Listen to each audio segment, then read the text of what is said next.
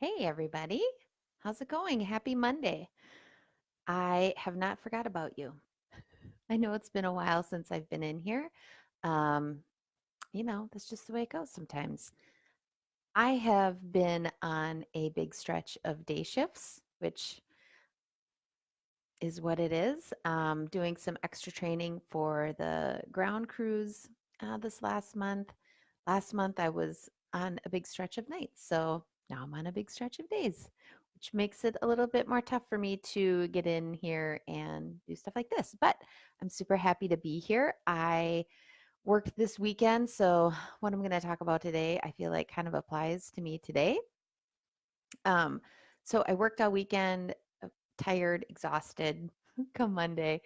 And so, what I wanted to talk to you today about, or this afternoon, is on the topic of wakefulness. So, I did a blog about it a couple weeks ago, and my last Facebook Live was on getting better sleep. So, this is kind of the opposite, right? Um, so, all of these things on here, they're super simple. I hope that you're doing most of them. Maybe you are, maybe you're not.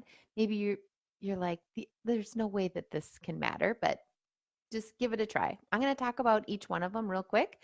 Um, yeah, let me know what you think of them. So then you also may be wondering, like, how is this related to weight loss? Well, it is. So when we feel tired or fatigued, right, that really interferes with our hormones, ghrelin and leptin. Those are our hunger and our fullness hormones. So when we're tired, our body doesn't know what to do. So it sends in the hunger signal. Okay. And then we want to eat like crackers and cookies. Maybe you can relate. I know I can. So when we eat those types of foods, right, we gain weight. Not everybody does, but if you have weight to lose, you probably do too. So when we're really tired and fatigued, we have more hunger and then we eat in an attempt to try to wake up and get more energy. It also blocks our leptin, which lets us know when we're full. So then we just keep eating because we think if a little is good, a lot is better, and we want to wake up. So if you have weight to lose, these are ways that you can help wake yourself up and not gain weight. So these are the 10 ways that you can help yourself wake up, whether you're coming off a night shift, coming off day shifts, just everyday life, whatever. So, number one is planning. I talk about planning all the time because I really feel it is one of the foundations for living your very best life, for losing weight, for achieving all your goals is all about planning. And we do this with our prefrontal cortex. So we make decisions ahead of time, we do them. An example of planning for helping you feel more awake is if, say, you want to work out in the morning or you have to get up and go to work in the morning. One of the ways you can plan is to plan your food ahead of time, right? Pack your lunch the night before you have to go to work so you can get up early and you're not bogged down by that. Get your workout clothes ready to go right by your bed. Get everything set up and planned out and ready to go. So all you have to do is get up and get out the door. Does that make sense? Figure out ways that you can plan things ahead of time to help your life go a lot smoother. Okay, the second one is the alarm. Now, I think I maybe mentioned this in another dive, but I have done a $100 investment of a no snooze challenge. And let me tell you, my friends, it was really hard and it was great at the same time. And so you don't have to do that. But what it did show me is that when I make the decision to get up in the morning, I really should get up when the alarm goes off and not hit snooze for an hour, which I may or may not have done this Saturday, past Saturday, when I was going to work. I was almost late to work because I just didn't want to get up. So, the no snooze challenge, or getting up when your alarm actually goes off, right, is making a decision ahead of time and following through on that decision. I know it seems silly, but if you keep hitting snooze, you are drifting back asleep and you're kind of picking up sometimes where you left off, and then you feel more drowsy because we don't know what stage of sleep we are in when our alarm goes off. So in my blog, I talked about, um, I think it was two different tips. I'd have to look. I think I put a link for the blog in the description here, but there's two different ways that you can kind of help hack that, kind of not knowing where you get up in the sleep cycle.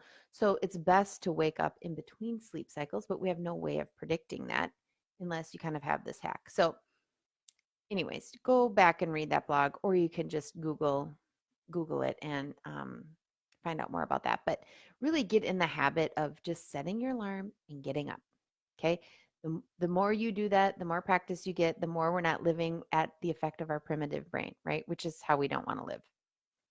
Okay, so number 3 is another one of my personal goals is making your bed. So when we're sleeping, when we're in REM sleep, that rapid eye movement sleep, I didn't know this, but this was very fascinating to me, is that your body is paralyzed. The only thing that moves when you're in REM sleep is your eyes.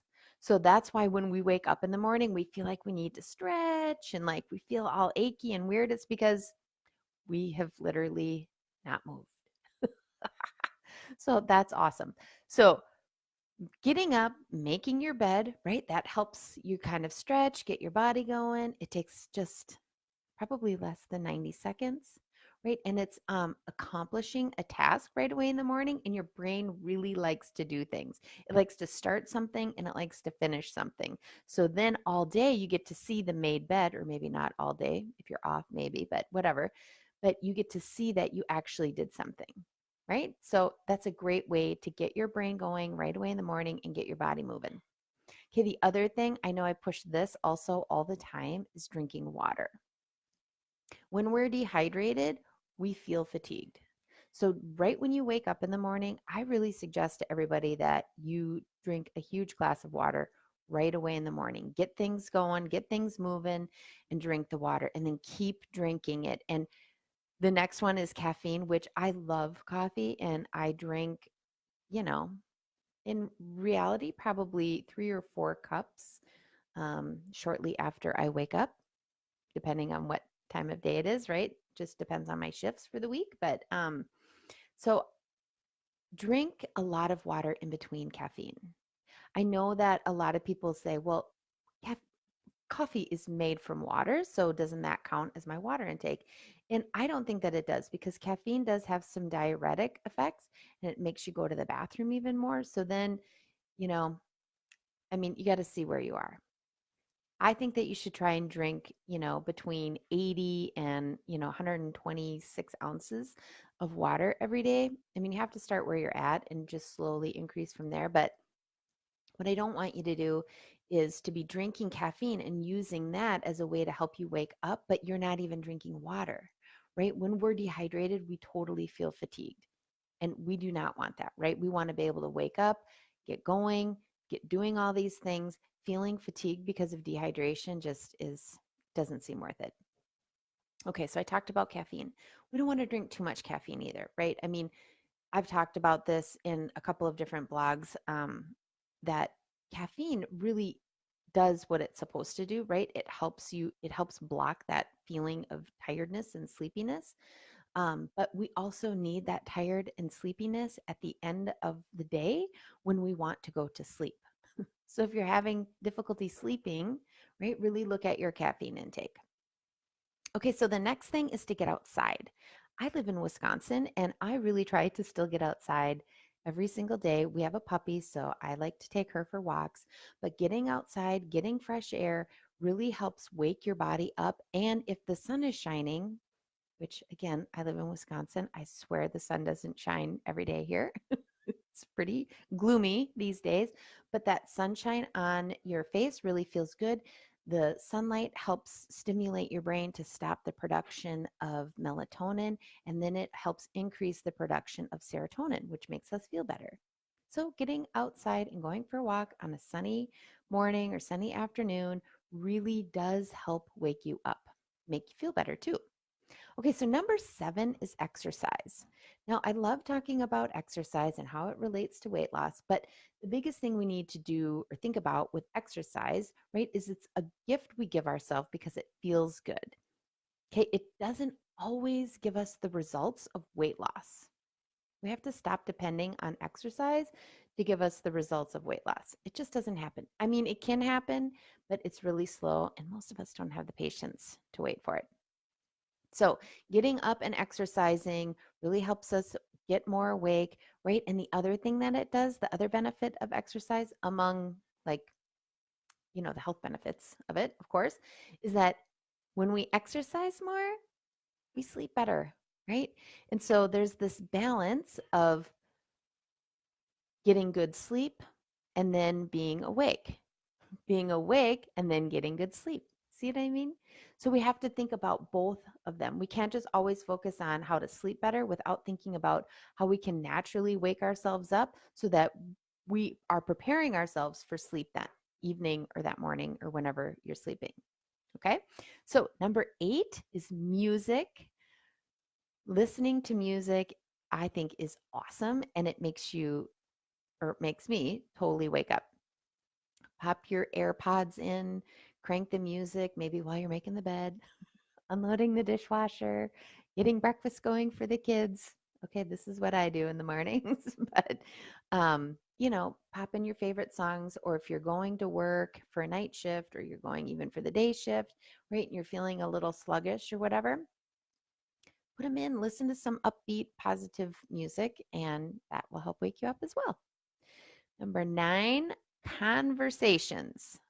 Nothing gets the brain juices flowing and your heart beating faster than having a conversation with somebody, especially if it's on a topic that you love to talk about or that maybe you like to argue about. Maybe you're one of those people, right, that wants to talk about politics to everybody.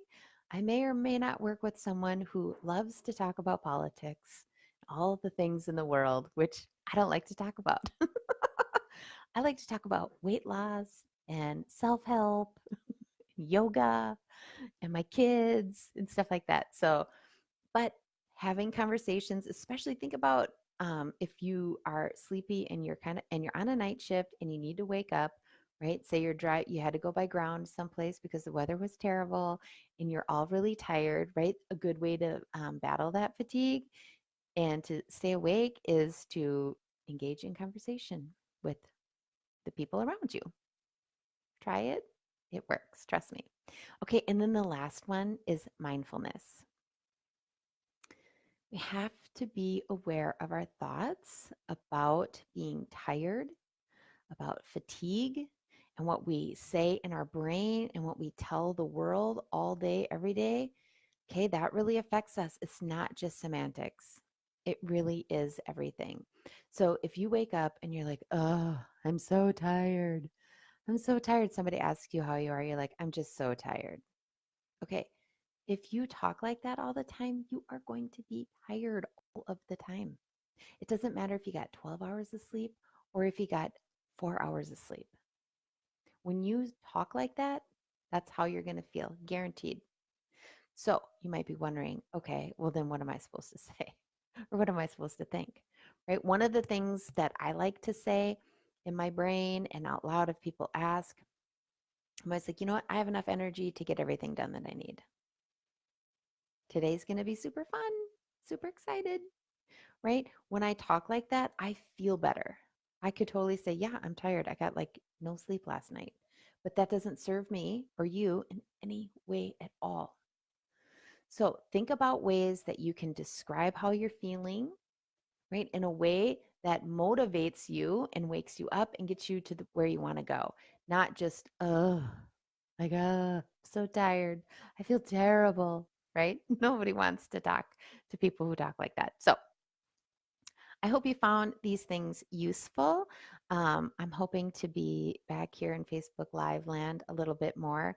I got to say, it's still not easy. I like sit here for several minutes waiting to push the go live button. It's just kind of an uncomfortable thing, and I'm working on it and doing the best that I can.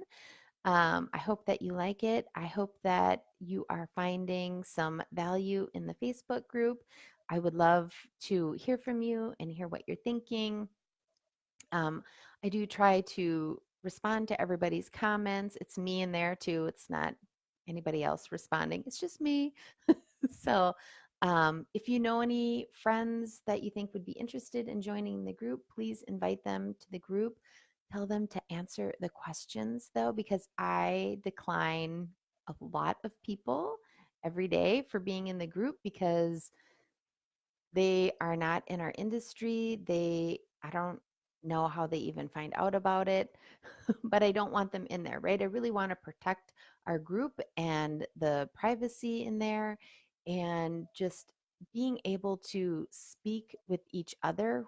We're we're all in the same, not everybody that is in the group is in the industry, but a lot of them want to be. A lot of them are all in healthcare. Okay. So but we speak a similar language, and that's what I want to keep in the group. And maybe someday it will be just exclusively only people who are in EMS or HEMS. But for now, just so you know, there are a few people that aren't, but they're all people that I have personally selected. So, um, yeah, if you know anybody, invite your coworkers, invite your friends, right? It's not all about weight loss. I do talk a lot about things that aren't related to weight, that are more life coaching stuff. I love talking about this. It is a true passion of mine. And yeah, thanks for being here, and I'll see you next time. Bye.